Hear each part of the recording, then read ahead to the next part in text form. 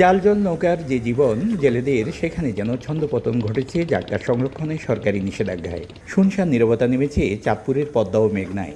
একই চিত্র জেলে পল্লীতেও।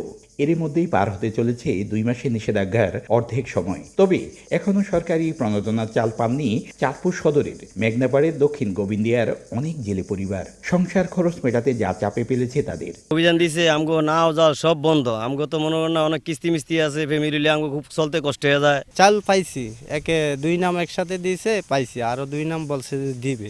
আমরা বিগত দিন মাল পাইছি, এই বছর আমাদের কার্ডটা বাতিল করে দেওয়া হয়েছে। প্রণোদনা বঞ্চিত আর দুর্ভোগে পড়া জেলেদের নিয়ে পরিকল্পনার কথা জানান মৎস্য বিভাগের কর্মকর্তা। পরিমাণ বরাদ্দ পেয়েছি, ওই পরিমাণ ডিস্ট্রিবিউট করতেছি।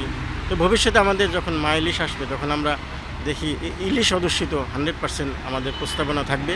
40 কেজি চাল, এটা আস্তে আস্তে আমরা আশা করতেছি পুরা ইলিশ ইলিশ জেলেরা 100% পাবে। অসাধু ব্যবসায়ীকে বা অসাধু জেলে যদি আমাদের এই জাটকা আহরণ থেকে বন্ধ করতে পারে, আশা করি ইফেক্টিভ ওয়েতে আমরা কিন্তু একটা ইলিশের সাস্টেনেবল আমরা একটা কিন্তু প্রোডাকশন লাগবে। কারণ আমাদের কিন্তু ক্লাইমেটিক ফ্যাক্টর কিন্তু আমাদের দিন দিন কিন্তু আমাদের উপর প্রভাবিত হচ্ছে। চাঁদপুরের পদ্মা ও মেঘনায় ইলিশ সহ অন্যান্য মাছ শিকার করে জীবিকা নির্বাহ করেন এমন জেলের সংখ্যা 50,000। তার মধ্যে এবারের নিষেধাজ্ঞায় 40 কেজি হারে খাদ্য প্রণোদনা চাল পাচ্ছেন 39,400 জেলে।